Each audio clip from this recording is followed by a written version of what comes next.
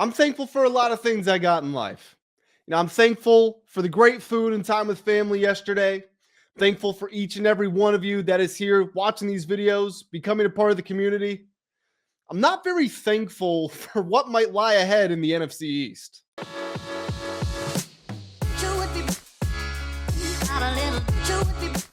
What's going on, everybody? Welcome back to the Full Command Show. My name is Grant Mitchell, and we're here to discuss the fate of the NFC East, and particularly looking at the upward trajectory of many, maybe potentially every team in this division, and how it could be one of the most difficult divisions in the NFL for years to come. Now, before we get into the video, guys, I hope that you did have a great time with your family, friends, loved ones, whatever you were doing. Even if you're spending it alone, hey, that's totally fine. I remember spending Christmas alone a couple of times in college, thugging it out. It's fine. Whatever your day looked like, I hope that you had a nice day, and I hope you enjoyed the games that were on TV.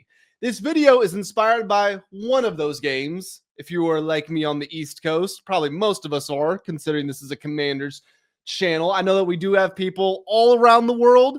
I've seen Australia, I've seen Peru, I've seen Bulgaria in the comment section. I've seen Ireland. If you are an international fan, then please go ahead, throw in the comment section below. Just want to give you guys a shout out. So I know we got people worldwide, but if you're like me, I'm referring to the 420 game between the Cowboys and the Chiefs. And watching the Cowboys play football really got me thinking about not just the Commanders, but how this is going to be a really difficult division for years to come. So we're going to jump into that in just a moment. But before we do, guys, make sure that you do hit the like button on this video if you appreciate the daily content. The holiday is over. We are back on the grind. Also, make sure that you do hit that subscribe button if you are new around here. Like I said, if you're an international viewer, go ahead and drop it down in the comment section below. And if you are not, then just leave me your thoughts on this video as we go through it.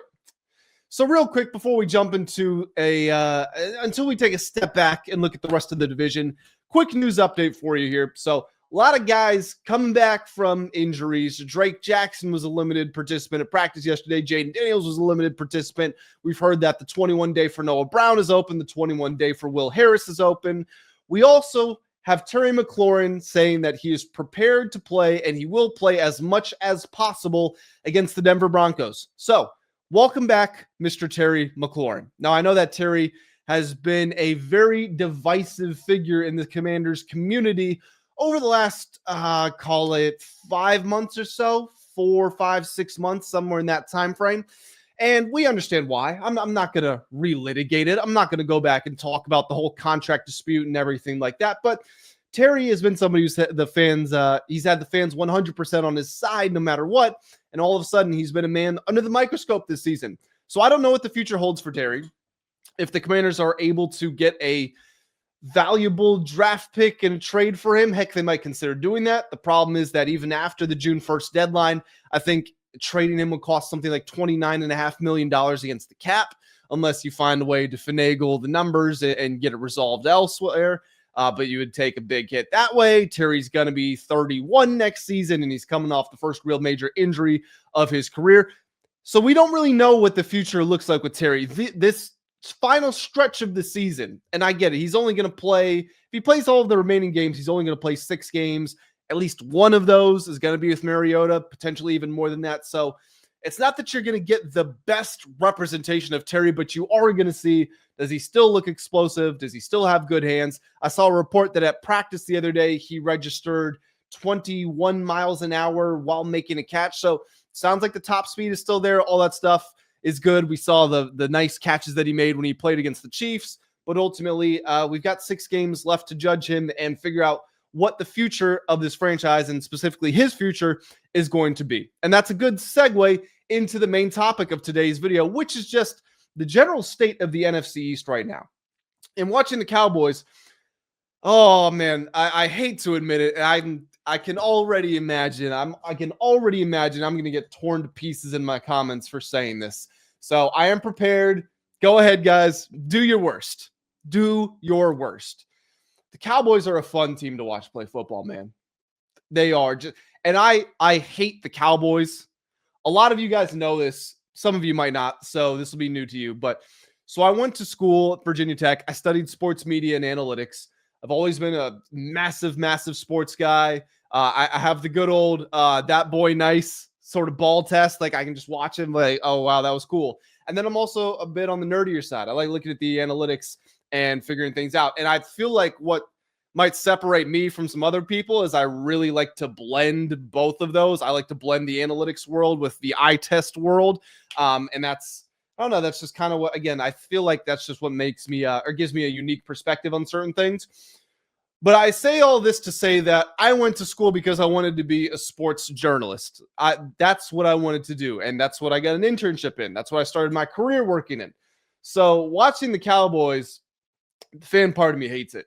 Obviously, I don't want to see those guys do well. Screw them. But I also have this journalistic integrity part of my brain where I've been coded to not have allegiances, to not have biases. And when I'm watching them play football, it's like, man, from an objective standpoint, it's just fun.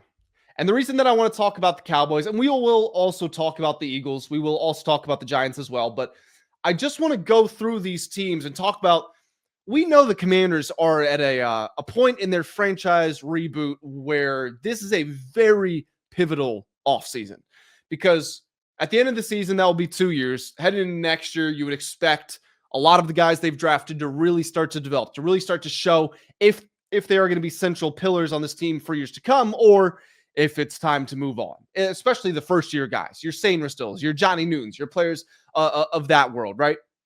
Also, we've got top 5, top 6 money in free agency. We could have effectively about $80 million of cap space once we release Marshawn Lattimore, which I would assume is going to happen.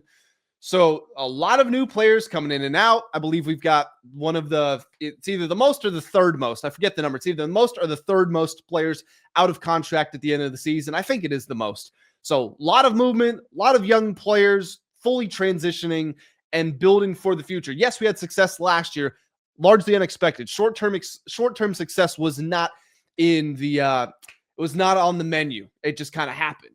This whole team has been built for the long term. And so when I look over at the Cowboys here, Dak Prescott's playing close to an MVP level, not quite right at it, but he's not far off. This season, he leads the NFL in passing yards. He's number 1 in QBR, second in passing touchdowns, 8 interceptions, probably what lets him down the most, but still 25-8. That's a better than 3-to-1 touchdown to interception ratio. So Dak's been really good. Javonte Williams has had a career year. He's going to probably break 1,000 yards rushing in his next game. He's only 25 years old. They have CeeDee Lamb under contract for the long term, and George Pickens, I assume they're going to franchise tag and then maybe sign him after that. George Pickens is on a ridiculous rate. He's on pace for about 1,700 yards and 12 touchdowns, something like that, with CeeDee Lamb being on the field as well. And then defensively, they were just horrendous to start the year, but Quinnen Williams is a top 3 defensive tackle in the league. They traded for Logan Wilson, who's going to help him out. Siobhan Revel is a rookie cornerback that I really like. So I'm not going to lie and say that all looks bad in Dallas. No, it's actually looking up and it's looking good for them. And when you see their recent run of results, they've won 3 straight games. The last 2 games, they come back from a 21-0 deficit against the Eagles to win. And then they beat the Kansas City Chiefs on a short week in primetime, where they've always collapsed. So the Commanders, specifically looking at that trio of Dak, CeeDee, and Pickens, our secondary, which is, last time I checked, was allowing the most yards per attempt since 1981. For everyone who says that we need to draft this person, we need to draft this person, this and this and this, I would almost say we're at the point where that's not even true. Would I personally prefer an edge rusher or a linebacker? Yes. Could you prefer a receiver? Yes. But really, and as it relates to the Cowboys, we just got to land. We got to hit on the dudes that we do pick. It almost doesn't even matter what position we're talking about now. We just got to hit on these guys because there's so much talent in the division. Let's look at the Philadelphia Eagles now, right? Jalen Hurts looks totally reluctant to even throw the football half the time. He's a liability to not even get to 150 yards. Saquon Barkley's averaging less than 4 yards per carry. They've had tons of offensive line issues. A.J. Brown is trying to single-handedly tank their culture. They're 8-3. Defensively, These guys are a terror. They've got Quinyon Mitchell and Cooper DeJean who are going to be great for years to come. They got Zach Bond, who was in Defensive Player of the Year consideration. They're probably going to lose Jordan Davis, but they're still going to have Jalen Carter. So while we have to build up our defense, we have to build up our secondary and the pass rush to complement the secondary to deal with Dallas.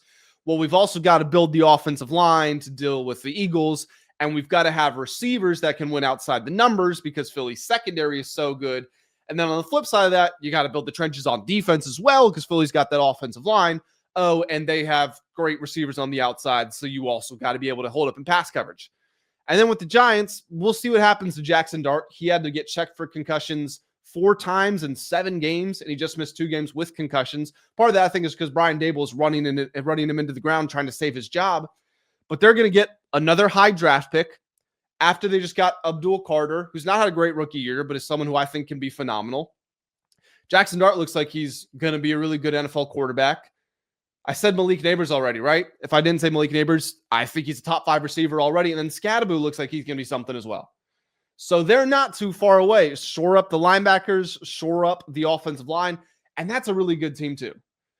So to get this back on the Commanders here, I wanted to still touch on the conversation of who should the Commanders get in the NFL draft and things like that, but I wanted to make it less about the players available. Heck, I even wanted to make it less about the Commanders' weaknesses and strengths and just look at who they're competing against. And the realistic answer is there's not quite one position that stands out above the rest because every position is going to be tested by these teams we are competing against because there is a lot of talent and there's a lot of young talent on these competing teams. Again, you want to go against the Cowboys? Well, your secondary better be airtight. And then also good luck running the football because Quinn Williams is a monster in the middle. Now, their pass defense sucks, but the Eagles' pass defense is amazing. And they're really good in the trenches. And they've got talent all over the field. And then if you play the Giants, it could easily become a shootout.